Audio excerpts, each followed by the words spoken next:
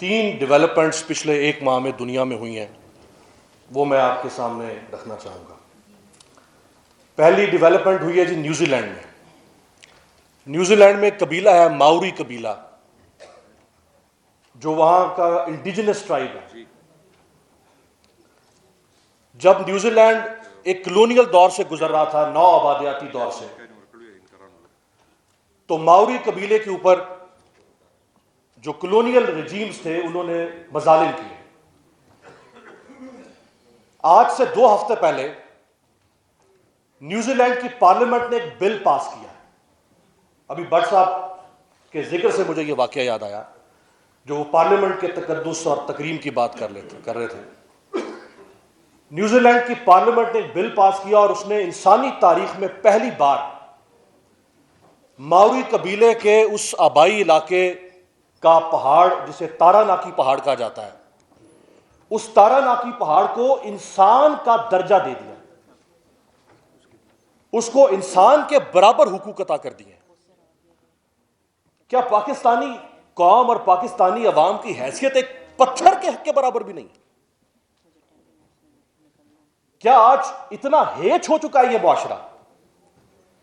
کیا پاکستانی عوام کے سیاسی، سماجی، آئینی، انفرادی، اجتماعی، لسانی حقوق کو ایک پہاڑ کے برابر بھی حیثیت دینے کو تیار نہیں؟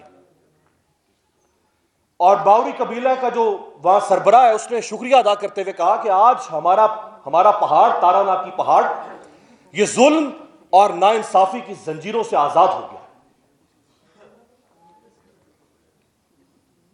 دوسرا واقعہ ہوا ہے سربیا میں۔ وہاں ملوس ووسیوک پرائم منسٹر تھے۔ لوگ، عوام، اپوزیشن، وکلاء، سول سوسائٹی، میڈیا اس حکومت اور حکمران کی پالیسیز کے خلاف کھڑے ہو گئے 3 ہفتے پہلے۔ جرأت نہیں ہو سکی ملوس ووسیوک کو، یہ یورپ کا کوئی بہت ویسٹرن یورپ کا کوئی بہت مثالی ملک نہیں ہے۔ یہ ویسٹرن یورپ کا ویسا ملک ہے جیسے ایشیا کا پاکستان ہے، کہ وہ دفعہ 144 لگائے، وہ گولی چلائے، وہ وہاں کے میڈیا یا وہاں کے سوشل میڈیا کی زبان بند کرنے کے لیے وہاں پیکا جیسا ڈریکونین لا لائے۔ وہ اتنا باشرم وزیر اعظم تھا، اس نے ریزائن کر دیا۔ اور تیسرا واقعہ ہوا ہے رومانیہ میں، جہاں کلاس یوہانس، رومانیہ کا صدر، تیسری بار وہ صدر بنا۔ 2019 میں دوسری بار، 2024 میں تیسری بار۔ اس کے الیکشن پر بعین ہی وہی الزامات لگے جو 8 فروری 2024 کو پاکستانی الیکشن پر لگے، کہ دھاندلی کر کے آیا، غیر ملکی مداخلت کے ذریعے سے آیا، پیسے خرچ کر کر آیا، جو بھی الزامات ہوتے۔ وہاں 2 مراحل ہوتے ہیں الیکشن کے۔ پہلے مرحلے میں وہ جیت گیا، دوسرا مرحلہ ہونا تھا ابھی۔ معاملہ وہاں کے جسٹس امین الدین کے پاس چلا گیا، آئینی بینچ کے پاس۔ یہ سارا کچھ کسی دنیا میں کانٹمپریری ٹائمز میں ہو رہا ہے۔ ہم کہاں کھڑے ہیں اور ہمارے ساتھ باقی دنیا کس فکر اور حکمت کے سفر کو آگے بڑھا رہی ہے؟ وہاں کے آئینی بینچ نے رومانیہ کے پریزیڈینشل الیکشن کو نل اینڈ وائڈ قرار دے دیا، اور ابھی اس صدر کے پاس اختیار تھا کہ وہ مئی 2025 تک صدر رہ سکتا تھا، لیکن وہ اتنا باشرم انسان تھا کہ اس نے بجائے کہ اس عدالت کے فیصلے کو رون ڈالنے کے، اس نے اپنی جمہوری روایات کو رون ڈالنے کے، اس نے سوال اٹھانے والوں کی گدی سے ان کا ٹینٹوا دبانے کے بجائے اس نے ریزائن کر دیا۔ تھامس جیفرسن، جو امریکہ کے فاؤنڈنگ فادرز میں سے تھا، بانیان میں سے تیسرا صدر بنا امریکہ کا، اس نے ایک بڑا تاریخی جملہ بولا۔ وہ کہتا ہے کہ جب کسی ریاست میں عوام حکومت سے ڈرتے ہوں، عوام حکومت سے خوفزدہ ہوں، تو پھر آپ سمجھ جائیں کہ وہاں ظلم، جبر اور فسطائیت کا نظام قائم ہے۔ لیکن اگر حکومت عوام سے ڈرنا شروع کر دے، اس کا مطلب ہے وہاں آزادیاں حاصل ہیں۔ اور یہ آزادیاں کسی کا پیٹنٹ رائٹ نہیں ہے، یہ کوئی تحریک انصاف یا پی ایم ایل این یا چک زئی صاحب، کسی کا پیٹنٹ رائٹ نہیں ہے۔ یہ آزادیاں انسانی جد و جہد کے ذریعے سے، انسانی ارتقائی سفر کے ذریعے سے حاصل ہوئی ہیں۔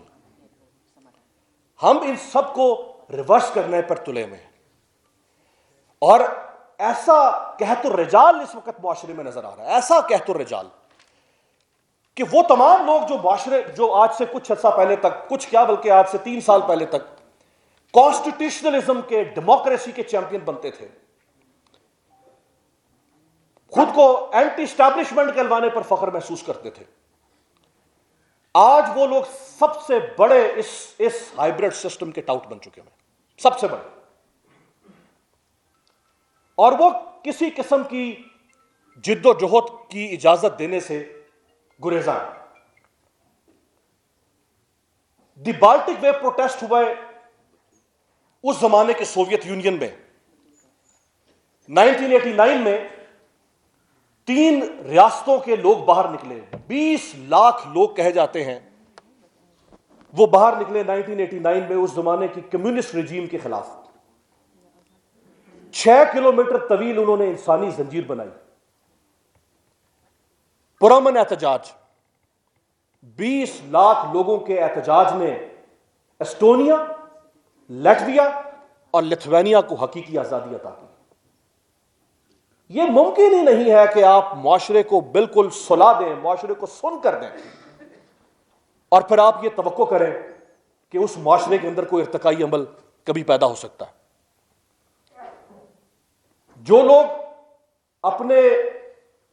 اپنے حق کے لیے آواز اٹھانا نہیں جانتے، جو لوگ کسی مصمم ارادے کو کسی تحریک میں تبدیل کرنا نہیں جانتے، وہ پھر یہ حق حاصل نہیں رکھتے کہ ان کے لیے بھی کوئی بہتری ہو سکے۔ بٹ صاحب ابھی ہمارے میڈیا کا ذکر کر رہے تھے پیکا لا کا۔ جب سقراط کو گرفتار کیا گیا تو اس کے اوپر جو فرد جرم عائد کی گئی، جو چارج شیٹ فریم کی گئی، اس میں جو پہلا الزام اس پر عائد کیا گیا وہ یہ تھا کہ ہی از corrupting the youth of Athens. یہ ایتھنز کے نوجوانوں کے ذہن میں سوال پیدا کرتا ہے، یہ ایتھنز کے نوجوانوں کے ذہن میں جرأت اظہار پیدا کرتا ہے، جرأت انکار پیدا کرتا ہے، جرأت تنقید پیدا کرتا ہے، اس کی یہ جرأت۔ اور پھر اس کو جب سزا سنائی گئی تو اس کو 2 آپشن دیے جج نے، ایک یہ کہ تم سیلف ایگزائل پہ چلے جاؤ، خود ساختہ جلاوطنی اختیار کر لو، اور دوسرا یہ کہ پھر زہر کا پیالہ پینا پڑے گا۔ تو سقراط نے زہر کا جام اٹھایا اور اپنے ہونٹوں سے لگایا، اور اس نے ایک تاریخی جملہ بولا۔ اس نے کہا سقراط مر رہا ہے، سقراط کا جسم مر رہا ہے، لیکن سقراط زندہ رہتا ہے۔ آج 3000 سال کے بعد سقراط کو زہر کا پیالہ دینے والے کسی پروسیکیوٹر اور کسی جج کو تاریخ یاد نہیں رکھتی، لیکن سقراط کو تاریخ یاد رکھتی ہے۔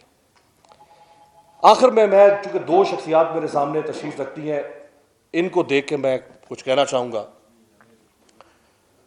وہ جو غالب نے کہا تھا نا کہ کوئی امید بر نہیں آتی، کوئی صورت نظر نہیں آتی، تو شاہد صاحب اور اچکزئی صاحب کو دیکھ کر مجھے لگتا ہے کہ ایک امید اور ایک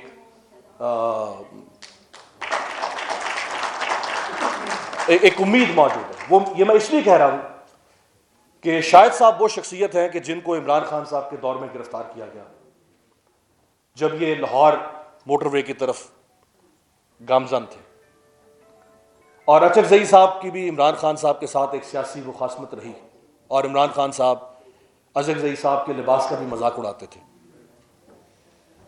اصول یہ ہوتے ہیں کہ آج اگر ان کا مخالف بدترین سیاسی انتقام اور وکٹمائزیشن کے ہدف پر کھڑا ہے، تو یہ اپنے باقی سیاسی اختلاف برقرار رکھتے ہوئے ایک اصول کے نام پر آج اس پلیٹ فارم پہ اکٹھے اسی جماعت کے ساتھ کھڑے ہیں جس جماعت کے ساتھ ماضی میں ان کا اختلاف رہا ہے۔